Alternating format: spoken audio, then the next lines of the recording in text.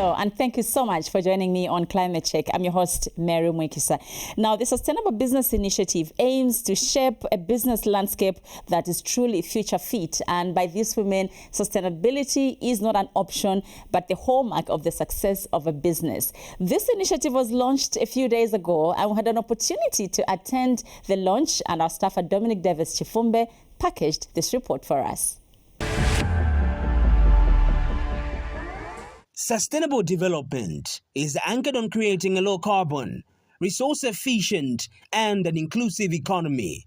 In order to achieve this, stakeholders are working to achieve sustainable development through sustainable initiatives. One of such initiatives is the Sustainable Business Initiative SBI, a new private sector-led platform designed to help companies incorporate sustainability into strategy, strengthen access to green finance, and unlock climate-aligned growth opportunities. Speaking during the launch, SBI founder Rebecca Hijilo Silosia gave clarity to the initiative. We're seeing significant compliance requirements, but beyond that, what is the business case for sustainability? So we haven't been answering that question quite well because we've been responding mainly to the regulation, which must be put in place because we need to respond to the sustainability and climate issues that our society is dealing with now and will continue to deal with in the future. So the why is specifically around how do we empower private sector to see value beyond compliance. So compliance will be there. We're going to continue to see requirements basically being introduced into the market, but how do we help the private sector with practical solutions, practical initiatives that ultimately solve for the gaps that exist in the market? So when we talk about access to climate finance, where are we seeing structural challenges for private sector to access the right finance to support their solutions, and how can we solve for those challenges? Kuswabile Kamwambi, Head Presidential Delivery Unit, was guest of honor, was represented by Cuthbert Munakwenka, who delivered a speech on her behalf. You can see already industry is gearing up to be ready to be able to write the agenda. So Sustainable Business Initiative therefore provides a structured platform for collaboration between government, industry and financial institutions. And government's commitment and role is to provide a predictable policy environment, efficient institutions, transparent regulatory systems that enable sector growth. And I'll just digress on this. I think what we have seen SBI trying to do even in the long term is the work that they're trying to drive around the carbon market accelerator program. We believe that this is going to be able to allow us to streamline regulation, structure the market in carbon trading within this country, and see how much value we can extract from global carbon trading. The initiative launch brought together civil society organizations, innovators, business partners, and potential investors. We owe each other a duty of care, and it starts from there in terms of how can we work together to harness each other's capabilities, whether those are skills, whether those are financial resources. We can, working together, find solutions to what we might perceive as a challenge. And I think we have very good examples in terms of how we've been able to navigate some of the challenges we saw in the West drought we had in 2024 to 2025, where we thought we only needed water from the sky. We're able to provide solutions, alternative solutions to pump water. As a financial institution operating at the heart of Zambia's economic system, we recognize that sustainability is no longer a peripheral agenda. It is central to resilience, competitiveness, and long-term value creation. Over the past years, we have had deliberate investments, not only in technology, but in systems and initiatives that advance sustainable operations across our value chain. At the same launch, strategic advisor to the initiative, Elin Kafwimbi, announced a university competition aimed at developing sustainability solutions through the youth. The SBI case competition for Zambian universities, we've been very specific on this because we are in Zambia. What we are looking to do is have a platform where students can apply the knowledge that they are acquiring from their education. We want our students to be able to co-create, as had mentioned before, solutions for businesses within the business. Sustainable climate solutions are essential to mitigate climate change, reduce greenhouse gas emissions, and ensure long-term environmental, economic, and social health. Dominic Davis Chifumbe, reporting for Climate Check in Lusaka.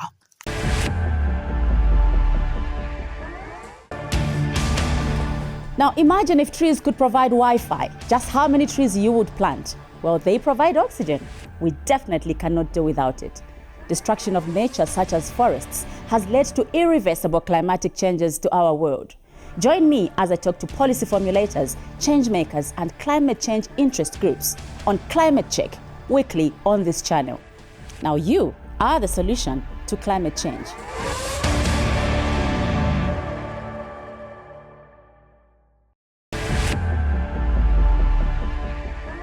Welcome back to Climate Check. Now, having watched that clip by Dominic Davis Chifumbe, which was captured at the launch of the Sustainable Business Initiative, we are now in studio by the two ladies that will give us more information beyond what you have just watched. And in studio, I have with me Elaine Kafwimbi, who is a strategic advisor, as well as Rebecca Hichilo Silolezia, founder of the SBI. Ladies, thank you so much for making time to be on Climate Check.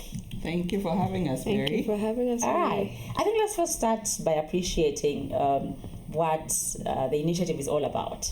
Sure. So the Sustainable Business Initiative is a private sector-led platform that aims to empower the private sector to take concrete action when it comes to sustainability matters. So climate action and other sustainability-related issues that we're grappling with as a global economy. So private sector is going to be expected to contribute significantly to our national development priorities. The government can't achieve our ambitious targets with its Vision 2030 alone, our NDCs, our NAP, and ultimately what the platform aims to do is to speak the business language, a language that business can understand, and practical solutions that help businesses to see value beyond compliance. So really amplifying the business case for sustainability. Okay. And how does SBI align with the national priorities, such as the National Green Growth Strategy? So I'll take that one. Yes. So the National Green Growth Strategy is looking to promote a low carbon, a climate resilient economy, one that is also socially inclusive. So when you look at the agenda of the SBI initiative and what we're trying to do with bringing businesses into the realm of sustainability and helping them to look not just at the financial factors of their business operations, but look at the environment and look at the social inclusiveness of their businesses. So we are more or less perfectly aligned with what the government is trying to promote by helping businesses be more sustainable in their operations. Okay. And let's look at the next 12 months. Sure. What's on the cards? How are you going to measure success? So the next 12 months, being our first year, is really to lay the foundation. And laying the foundation includes ensuring that we have strong partnerships, strong collaboration platforms. So you'll see us basically amplify those interactions that help us bring on board strong partnerships. We obviously have the founding partnerships, which were introduced at the launch event, but we would like to see that community expand. And so we'll be doing a lot of partnerships, collaboration. But then most importantly, we have two initiatives that we have basically kicked off right off the bat, and we will share a little bit more in this interview. But ultimately, by the end of our first year, strong foundation, and that the initiatives are basically well-grounded and on their way to success. Let's simplify this. Sure. So when we talk about businesses and helping them do the right thing, which is sustainability, because I think we heard even at your launch that the businesses that will stand the test of time are those that understand sustainability. Sure. What's the level of the businesses do you look at? Is it the the big conglomerates? Is it the SMEs? Is it, so what kind of businesses are we talking about? Because somebody will be watching and they'll think, maybe I'm too small for this kind of, partnership. No. Your business is not too small to partner with us. Because ultimately, if you put all SMEs together, collectively, the impact is significant, whether it's on the GDP and even on our ambitions. So ultimately, we would like to be able to tailor solutions that are proportionate, that large corporations can participate, but even your smaller businesses can participate in those initiatives. And so when we talk about, and I'll give an example of, if we introduce an initiative to help businesses measure how exposed they are to climate risks, our expectation is that tool or platform or practical solution, that it can be used even for a small business, and that even a large business can use it as well. So we're not just focused on your large organizations. We would like to be able to cater to any business. We have an ambition to achieve or help 100 businesses become more sustainable. Okay. And ultimately, that is not just for your large corporations. We would like to be able to also incorporate your smaller business, because they're the ones that are even mostly impacted by disruptions to their supply chains. Climate change significantly impacts the agriculture sector, where most of the smaller businesses basically operate. So we would like to be able to support any business. Elaine, do you have anything else to add? No, I think it's like what Rebecca has mentioned. So particularly like in the agriculture space, most of the farmers that participate in Zambia's agriculture sector are small-scale farmers. So we're not looking at just the big multinationals or conglomerates, but we're also looking at the SMEs and seeing how we can support their growth, their business growth, and incorporating sustainability practices in their business. And I'm glad you're saying that, because mostly when we talk about even resilience, we talk about we think of the farmers, or climate resilience, adaptation. We're thinking of the farmers. Nobody thinks about your ordinary businesses, like they're also affected. Right, they are affected. And they are affected, and we saw an experience of that during the last drought. Oh, yes. That every business was affected in how they consumed energy, and the downstream impact of that energy. I guess insufficiency, it ultimately resulted in low production. So every business needs to be able to internalize what that exposure looks like. So if I am not able to access energy the way I've historically done, how can I build resilience in my energy mix? Water, we often overlook water. And it's one of the biggest resources that perhaps we're not fully appreciating, that we need to protect and invest in. So how do we make water an investable asset? I think those are some of the things we'll probably be able to, we would like to be able to expand that conversation. And it should not be for government to invest in water catchment areas. How do businesses also contribute, right? Because ultimately that's a resource we rely on. Now, what strategies have you developed to ensure buy-in from Zambian businesses? Okay.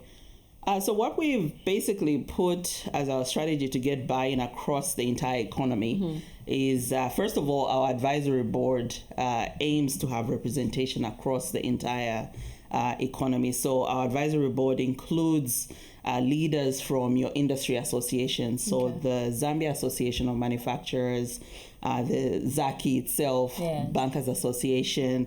We would like to be able to have leadership that is representative of the sectors that are ultimately contributing to our growth as a nation. So first of all, from a leadership perspective, and then secondly, how we want to be able to get buy-in is through the partnerships. Right. Ultimately, we would like to bring solutions that actually respond to gaps that we're seeing in the market. So we have an idea based on the research that we've done, our interactions with private sector players, of what the gaps are. But we want to hear more from private sector that if you have a solution that ultimately can help you become more sustainable and other businesses, let's hear it, and we'll be able to partner. So I'd say partnership and the leadership structure that we've put in place. And how will SBI key into activities such as carbon markets, carbon trading, which I think is the in thing at the moment? It's a buzzword, and this is also something that gives hope to many businesses to grow. Yes, I like your question. Carbon markets, and your phrase saying carbon markets is the buzzword. So yes, the government has put in place a lot of policies and established a very enabling environment for companies to participate in carbon markets. And then not just from a point of international carbon markets, but I think the government is also trying to establish and support its NDC reporting by establishing a framework that can help them to ascertain data around greenhouse gases and the country's inventory. So I think with the SBI initiative and looking at these opportunities and the environment that the government has established, we would like to support businesses to put them in a position of, first of all, understanding where their low carbon development opportunities are, and then also from understanding what the low carbon development opportunities are, ascertain, is there an opportunity for a carbon project to be developed in this particular area? As maybe you might know, but maybe the general public may not know, but the carbon markets are essentially a financing mechanism that has been established where if there's things or projects or initiatives, mitigation activities that projects would like to implement, but they do not have the financing to be able to do that, then carbon markets is an opportunity to get this carbon finance and implement these mitigation activities. So as the SBI initiative, we are hoping to, or we are looking to, one of the targets that we have for this year is to implement a carbon market accelerator program where businesses can come in, and we're basically looking at taking them through a process of identifying low carbon development opportunities, and if there's an opportunity for a mitigation activity to be designed, we take them through that process, as well as share with them from the regulatory perspective what the government is looking for, as well as from an international perspective what the international carbon market platform is looking for with regards to high integrity carbon projects. Okay. Now, Rebecca, how are you incorporating, no, this is not your question. What other areas of sustainability are you looking into? I asked this question because just from the top of my head, I'm thinking banks. Because I say banks because I've seen a lot of them do a lot of sustainable activities. Sure. Luckily, they are now moving from planting trees to issuing green bonds and whatnot, which is a good thing. Well, they had to start from somewhere, but it's a good thing. And these are solid businesses that have a lot of potential to grow green projects with their financing products. How do you think such institutions need? How do you think you can help them align with our national priorities in sustainability? Right. No, that's a really good question, Mary, and it's probably a challenge that not just banks are grappling with. I think most businesses are having to think about, what does sustainability mean for my business and the industry that I'm in? So, of course, planting trees is good. We need to plant more trees. But for your industry, what does the rest of the population expect you to actually prioritize? So for the financial institutions, it's green finance, making sure that we have the financing to actually get our low carbon projects funded and implemented. So what most of these businesses can do is basically start with identifying what is material to their organizations from a sustainability perspective. And then when you find those 2-3 material topics or issues, you really go all in, right? So you get your board behind it, you get your capital allocation teams behind it, because then you're focused on 3 things that ultimately matter in your space. Right now, we're seeing more of the easier things to do, and that's one of the gaps that SBI wants to be able to solve for, is how do we give you the opportunity to do big, to be bold, to be ambitious in your sustainability initiatives. So we would like to create the platform for that. Thank you so much for making time. Thank you. And all the best. All the best as you roll out this initiative. We look forward to working with you. you. Definitely, definitely. This is Climate Check. Join me on the other side.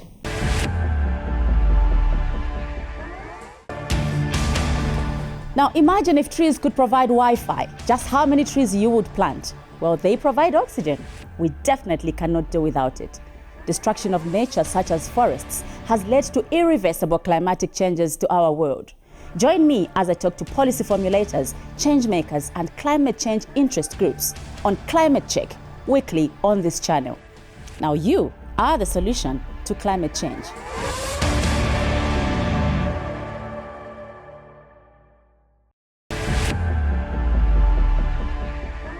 Now, Butterfly Entertainment is an organization that has taken it upon itself to inculcate young people with the knowledge of climate change. And so it is interesting to see young girls and boys at the heart of climate action. Our staffer Mwangala Hampande interacted with them and she packaged this report. As time runs its course, our planet's future depends on the actions we take today.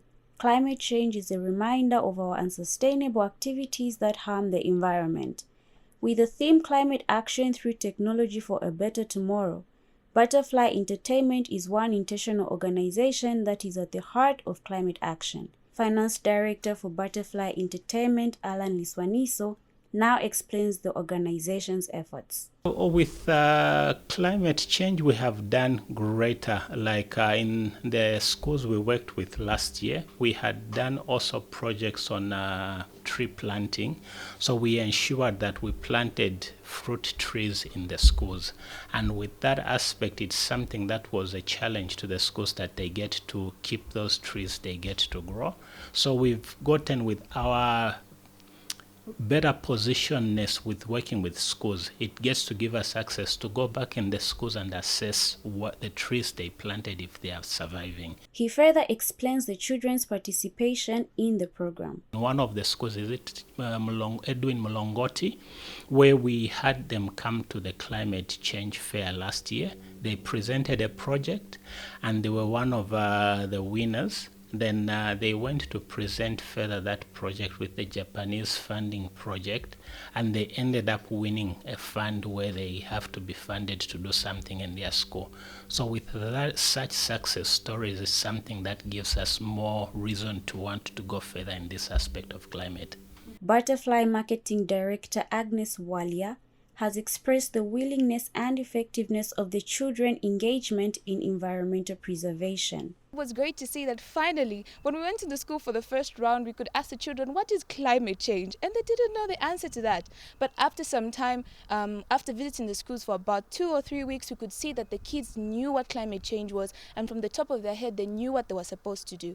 And it was great to see that even when we're doing the tree planting exercise, kids were hands-on, able to plant trees, learning how to conserve trees, how they could make them grow, and all those things like that. So the impact has really been felt, and this year we really want to take it a step further, because we do understand that impact has to be continuous for us to actually see how big it's going to go. Meanwhile, Kozo Liswaniso, a young climate champion, has urged every child to take part in preserving the planet. They should stop throwing things if they want to stop climate change, and if they want them to be happy with their planet. When they cut down even one tree, they should plant even 2 or more, because plants help us with food, oxygen, and help us to live. From the young to the aged, climate change is a call that should be given a listening ear for a healthy tomorrow. Mwangala Hampande reporting. We have come to the end of the show for this week. We'll be back next week, same time, same channel. Remember to do your part in taking care of the environment. My name is Mary Mwiikisa. Thank you for watching. Goodbye.